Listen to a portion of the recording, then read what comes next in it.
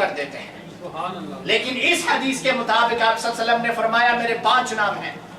ایک نام محمد ہے، دوسرا احمد ہے. ان 2 پر چونکہ آپ نے بہت زیادہ گفتگو سنی ہوگی، یہ شاید ہمارا کوئی ساتھی میرے بعد آ کے کر بھی دے، میں جو ہے باقی 3 اسماء کو لیتا ہوں. انا الماحی، میں ماہی ہوں. میں کون ہوں؟ ماہی ہوں. ماہی کہتے ہیں مٹانے والے کو. ماہی کہتے ہیں I am someone who is expelled, who is to expel the darkness. الذي يمحو الله بي الكفر. اللہ نے میرے ذریعہ سے کفر و تاریکی کو ختم کیا ہے. اب اس میں يمحو الله بي الكفر، میرے ذریعہ سے کفر کو ختم کیا ہے. دیکھیے استغاثہ، یہ جو لوگ کہتے ہیں نا یا رسول اللہ نہیں کہنا چاہیے، یہ ہمارے ہاں لکھا ہوا ہے فداک امی و ابی یا رسول اللہ. اس پہ بھی بڑے لوگ اعتراض کرتے ہیں جی یا رسول اللہ نہیں کہنا چاہیے، یا رسول اللہ زندوں کے لیے استعمال ہوتا ہے. حروف ندا 5 ہیں. کتنے ہیں؟ 5. حروف ندا کتنے ہیں؟ 5 ہیں. ان 5 حروف ندا میں سے ایک ہے حرف یا حرف من حروف الندا. جب آپ کسی کو خطاب کرتے ہیں، مخاطب کرتے ہیں، تو آپ یا کا لفظ استعمال کرتے ہیں. لوگ کہتے ہیں جی زندوں کے لیے یا ہے، نبی پاک علیہ السلام کے لیے یا استعمال نہیں ہونا چاہیے. عقل کے اندر قرآن کو پڑھو، سورہ البقرہ کو پڑھو.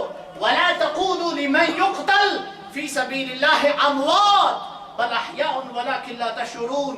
وفي مقام آخر ولا تحسبن الذين قتلوا في سبيل الله أمواتا بل أحياء عند ربهم يرزقون فرحين بما آتاهم الله من فضله ويستبشرون بالذين لم يلحقوا بهم من خلفهم ألا خوف عليهم ولا هم يحزنون.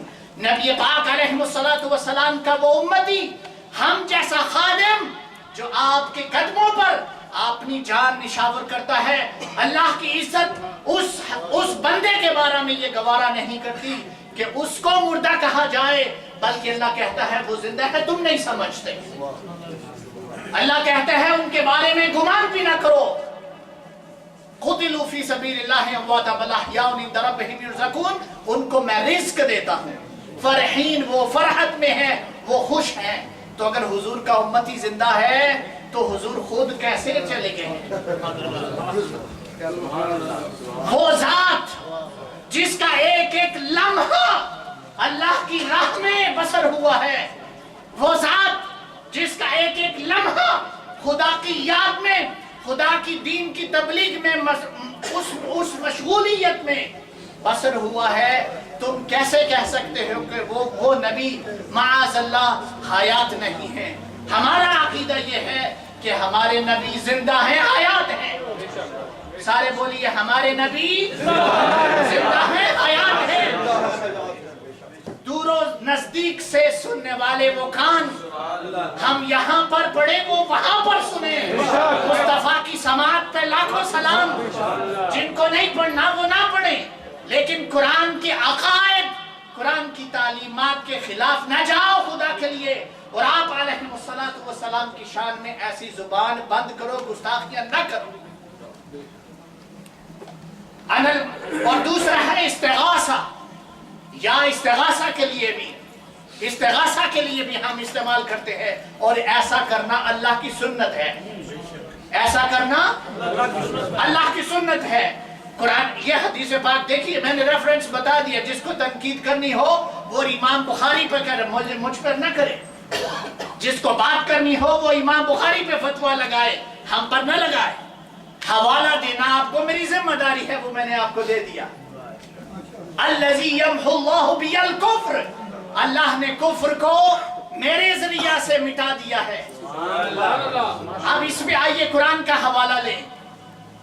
سورہ ابراہیم begins with the words الف لام را کتاب انزلناہ الیک لتخرج الناس من الظلمات الى النور باذن ربهم الى صراط العزیز الحمید.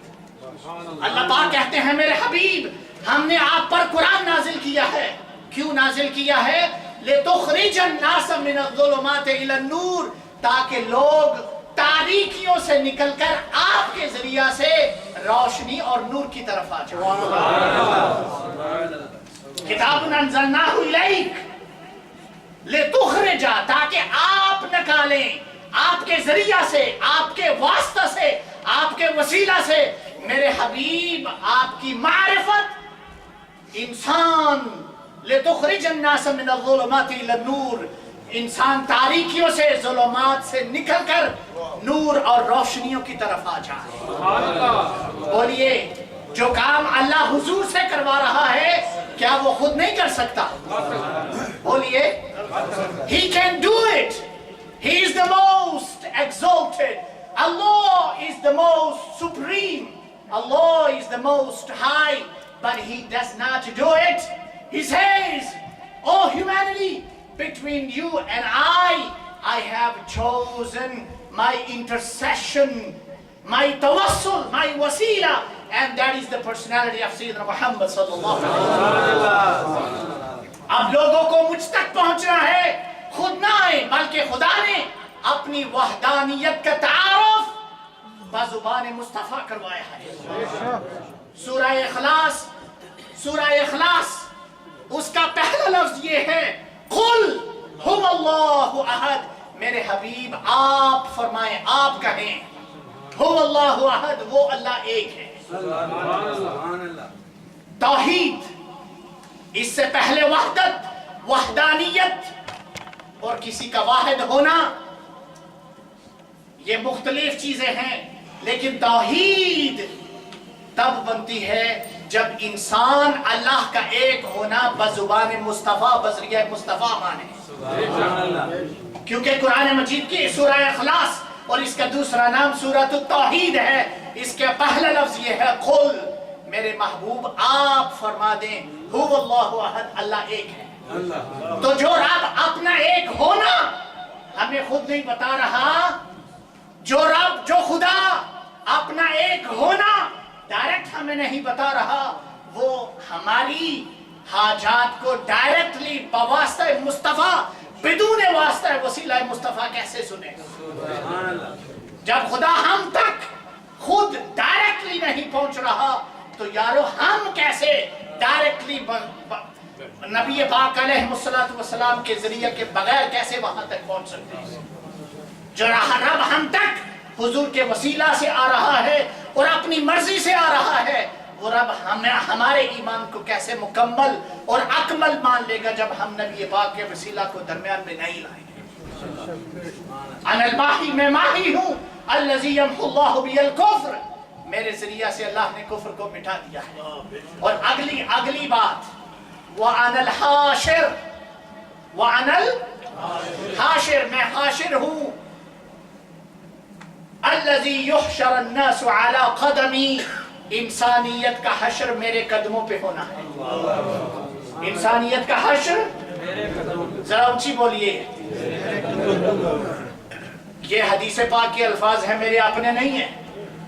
الذی یحشر الناس علی قدمی، حضور یہ بھی تو فرما سکتے تھے نا یار کہ انسانیت کا حشر میرے ساتھ، معی، میری معیت میں ہونا ہے۔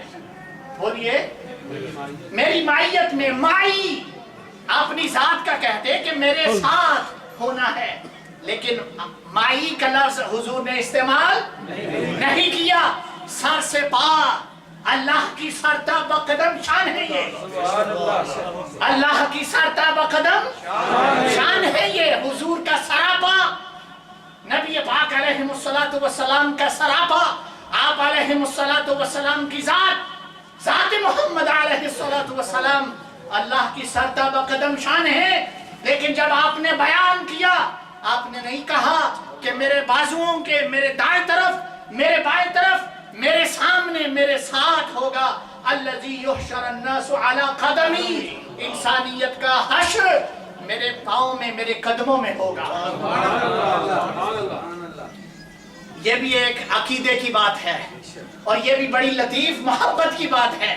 ہم یہ دیکھیں اللہ کے فضل و کرم سے نالان پاک رسول سجا کے رکھتے ہیں، ہمارے ساتھ دیکھو، ہمارے ساتھیوں کے سروں پہ ہے، دلوں پہ ہے، سامنے ہے. کیوں؟ سر پہ رکھنے کو جو مل جائے نالے پاک حضور، سر پہ رکھنے کو جو مل جائے نالے پاک حضور، پھر کہیں گے کہ تاجور ہم بھی ہیں. سبحان اللہ. ہم تو آپ علیہ السلام کے نقش نالے پاک کو دل پہ سجاتے ہیں، سر پہ رکھتے ہیں. کیوں؟ یہ بغیر دلیل کے نہیں ہے. الذی یحشر الناس علی قدمی، انسانیت کا حشر میرے قدموں میں ہوگا. انسانیت کا حشر میرے قدموں میں ہوگا. میرا ٹائم چونکہ ختم ہو رہا ہے، آخری حدیث بیان کر کے پھر میں اجازت چاہوں گا. حشر آپ کے ساتھ، آپ علیہ السلام کے ساتھ، اور آپ کے قدموں میں ہمارا حشر کیسے ہونا ہے یہ بھی سن لیجئے. اور آج تک تو شاید آپ اس کو کہانی، کہاوت یا ایک واقعہ سمجھتے ہوں گے، لیکن آج میں آپ کو ود ریفرنس بتا دیتا ہوں. یہ صحیح البخاری ہے، اور صحیح البخاری کا باب ہے کتاب التفسیر. کون سا باب ہے؟ کتاب التفسیر. کتاب التفسیر. صحیح البخاری کتاب التفسیر. The chapter of interpretation. The chapter of interpretation. کتاب التفسیر. اس میں حدیث نمبر ہے 1751، 1751. کتنا نمبر ہے حدیث کا؟ 1751. سیدنا ابو ہریرہ رضی اللہ تعالیٰ عنہ نیریٹ کرتے ہیں.